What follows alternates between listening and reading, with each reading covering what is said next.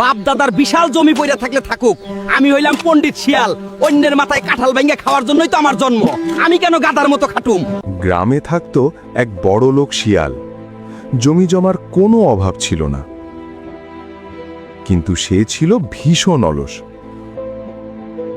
কখনো নিজের জমিতে কাজ করত না, শুধু ঘুরে বেড়াতো। ধীরে ধীরে তার ঘরে খাবারও শেষ হয়ে গেল। কাজ করার বদলে সে ভুল পথ বেছে নিল, অন্যের বাড়িতে চুরি করতে শুরু করল। শিয়াল কিন্তু প্রতিবারের মতোই এবারও চুরি করতে গিয়ে ধরা পড়ল, আর চালাক লোকেরা তার জমিগুলো নিজের নামে লিখে নিতে শুরু করল। এভাবে করতে করতে একদিন তার আর কিছুই রইল না, না জমি, না ঘর, না সম্মান।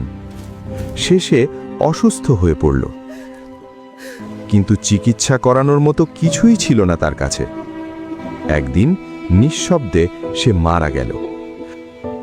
অলসতা মানুষকে ধীরে ধীরে ধ্বংসের দিকে নিয়ে যায়। যার সব ছিল, তার শেষটা হলো একদম শূন্য। পরিশ্রম ছেড়ে ভুল পথে গেলে শেষটা কখনো ভালো হয় না। নিজের সম্পদ রক্ষা করতে হলে নিজেরই চেষ্টা করতে হয়।